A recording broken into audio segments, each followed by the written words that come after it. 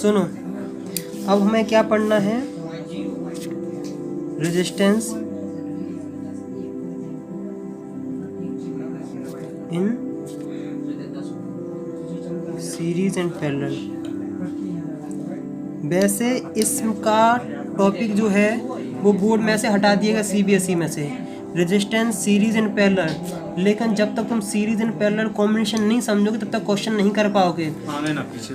Kirchhoff law तो छू भी नहीं पाओगे, कुछ भी नहीं कर पाओगे, इसलिए ये हटा दिया गया। फिर भी पढ़ना है। 11th क्लास में तो और मूर्खता का काम किया है। पता क्या हटा दिया है, F=m जो तुम पढ़ते हो ना, फोर्स मोर्स के सब, वो सब हटा दिए गए हैं, लॉ हटा दिए गए हैं। भैया जब तुम्हें कुछ पता ही नहीं होगा तुम पढ़ोगे फिजिक्स में क्या? तुम जब F=m में बेसिक चीज नहीं पढ़ोगे, पढ़ाती तो पूरी, लेकिन पेपर चलाया। हाँ जानबूझ के हटाए ऐसी चीजें कि बेसिक तो पढ़ना पड़ेगा। पता नहीं क्या करने के इरादे हैं। जानबूझ के हटा दो, डाब का डाब। पढ़ना तो पड़ेगा ही, और ऐसे टॉपिक हटाए हैं जिन्हें तुम्हें पढ़ना ही पड़ेगा। वो तो है ही।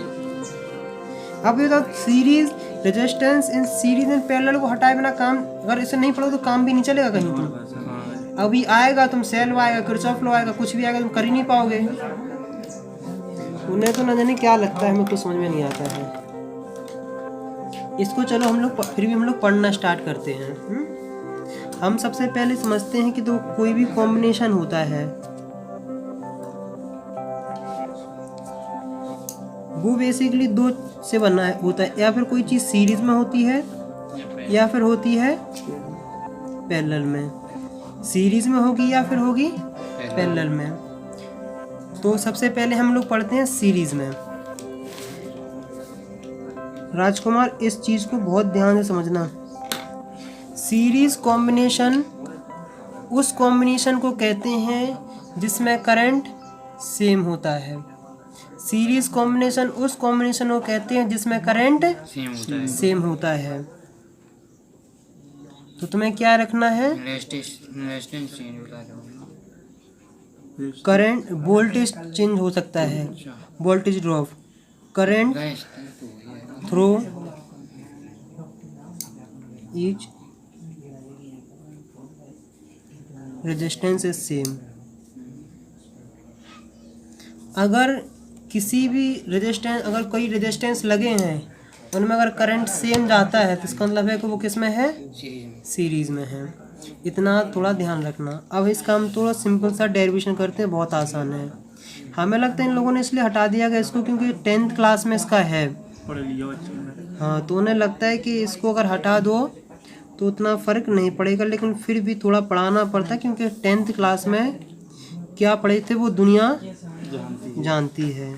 रघुकुल रीत सदा चली आई, रटत आए थे और रटत जाए। यहाँ याद रखो। सबसे पहले तो हम लोग ये बताओ, तुम लोग महिला पार्टी वाली बातें कब बंद करोगे? सुनो, रेजिस्टेंस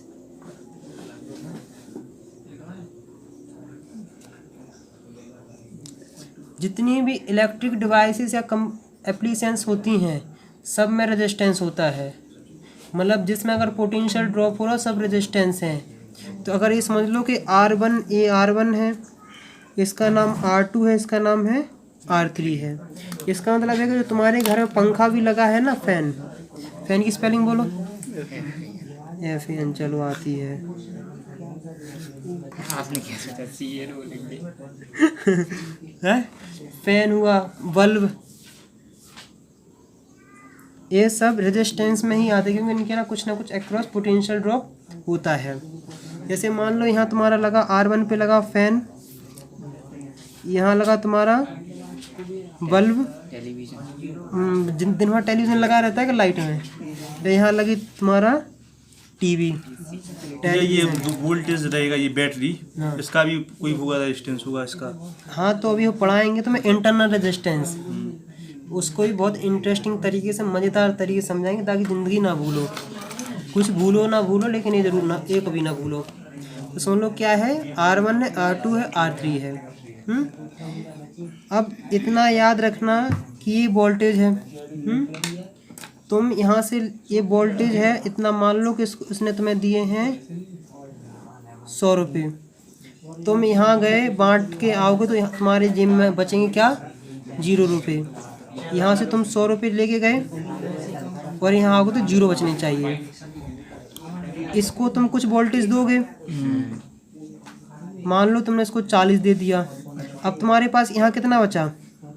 कितना? 60 बचा ना। यहाँ मान लो तुमने तुम्हारे कहने 20 दे दिया, 40 बचा। अब यहाँ कितना बचा है? 40 पूरा 40 दे दिया। इसी में काम चलाना पड़ेगा। और यहाँ 40 हो गए। बिल्कुल सही आया यार, मतलब लगभग कि देखो ऐसे ही अगर हम इसका B वोल्टेज है तो इसके अक्रॉस कितना वोल्टेज ड्रॉप होगा? V1। इसके अक्रॉस कितना होगा? V2। इसके अक्रॉस कितना होगा? V3। यहाँ तक तो कोई डाउट्स होना भी नहीं चाहिए। ये बताओ 100 को तुमने कैसे लिखा है? 40 प्लस 20 प्लस 40। इस B को तुम कैसे लिखोगे? V1 plus V2 plus V3। ओम अंकल ने एक लॉ दिया था कि नहीं, जिसे कहते थे ओम्स लॉ। उसको जरा बताओ क्या होता है? V equal to IR। इसे हम याद करते थे वीर से। तो अब देखो सुनो, V1 इक्वल टू क्या होगा? IR1, क्योंकि करंट तो जा रहा है सब में सेम। मतलब तुम अकेले गए थे ना बांटने, तुम सब में अकेले गए कि नहीं? तो तुम तो अकेले, तो करंट रहा सेम। तो B इक्वल टू क्या हुआ? B equal to IR1 plus IR2 plus IR3। इसको अगर तुम लिखोगे तो इसको लिखोगे IR नेट। तो इसे लिखोगे IR नेट। देखो सुनो, I कॉमन है ना, इसे ले लो बाहर। R1 R2 R3। वैसे हम मांसाहारी नहीं हैं, लेकिन कर देंगे इसकी क्या? कट्टा पिट्टी। तो R नेट इक्वल टू क्या आया है? R1 plus R2 plus R3। इसका भी एक हम लोग बहुत डेंजरस डरावना वाला भी क्वेश्चन करेंगे और बहुत इंटरेस्टिंग भी है। इतना चीज़ समझ में आ गया है? अगर हम मान लो, ये तो 3 रेजिस्टेंस के लिए था, अगर मान लो ढेर सारे सीरीज में लगे हैं ऐसे, तो n नंबर कर लेंगे। अगर n नंबर ऑफ लगे हैं अगर सीरीज में, तो क्या कर देंगे? R net equal to R1 plus R2 plus R3। इससे रिलेटेड पहले क्वेश्चन कर लें। चलो इसी बात पे चलो, लेकिन पहले पैरेलल पढ़ लेते हैं, तब अच्छा क्वेश्चन बनने की संभावना है।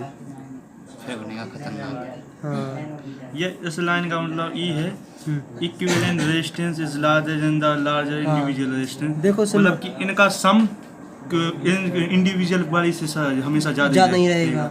जैसे ये पूरा हो रहा 100, हाँ, तो इसमें किसी का 100 नहीं है उसके बराबर, हाँ, सबका कम ही है। वो सब समझाएंगे। रेजिस्टेंस का भी क्वेश्चन कराएंगे तो बिल्कुल क्लियर हो जाएगा रेजिस्टेंस। अब पैरेलल पढ़ लेते हैं। पैरेलल कॉम्बिनेशन उस कॉम्बिनेशन को कहते हैं जिसके 2 पॉइंट के अक्रॉस पोटेंशियल होता है क्या? सेम। उस कॉम्बिनेशन को हम कहते हैं पैरेलल कॉम्बिनेशन। जैसे मान लो 3 ब्रांचेस की निकाल दो।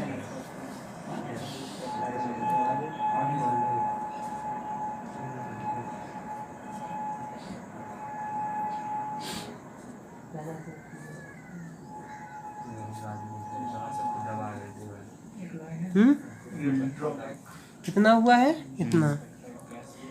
इसे बोलेंगे A पॉइंट, इसे बोलेंगे B पॉइंट। अगर ये मान लो 50 वोल्ट की बैटरी है, जितना समझ लो कि इसका R1 है, R2 है, R3 है। इसका मतलब है कि R1 के अक्रॉस भी पोटेंशियल ड्रॉप 50 वोल्ट का है, इसके अक्रॉस भी 50 ही वोल्ट का है, और इसके अक्रॉस भी 50 वोल्ट का है। क्या समझे? इतना चीज़ क्लियर हुआ कि नहीं? इसका मतलब वोल्टेज है क्या? सेम। इसको तुम्हें ऐसे याद रखना है कि अगर मान लो तुम यहाँ से गए, मान लो ऐसे 3 नाली मान लो। अगर मान लो तुम यहाँ 12 लीटर पानी डालोगे तो कुछ पानी इसमें जाएगा, कुछ पानी इस नाली में जाएगा, कुछ जाएगा इस नाली में। गया कि नहीं? मान लो यहाँ 3 लीटर गया, यहाँ 5 लीटर गया, तो यहाँ 4 लीटर जाएगा। ज़्यादा पानी किस में जाएगा? मतलब इन सबका 8 हो गया कि नहीं? जरूरत के हिसाब से जाएगा। हाँ, जरूरत के हिसाब से देखो आ गया।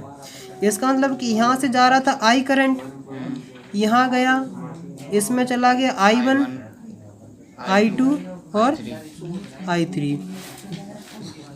तो तुमने 12 को कैसे बांटा था? 3, 4 और 5।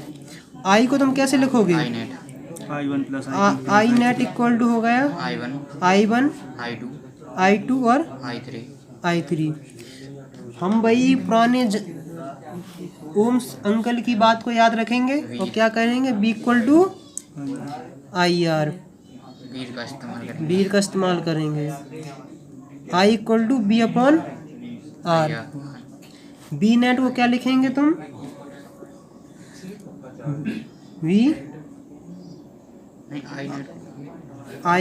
नेट को B अपॉन R नेट लिखोगे कि नहीं? I1 को तुम क्या लिखोगे? B upon R1। इसको लिखोगे B upon R2, B upon. इन सब में B कॉमन क्यों लिखे? क्योंकि तो सब में पोटेंशियल ड्रॉप सेम है। तो अब तुमने एक चीज़ देखी होगी कि B अपॉन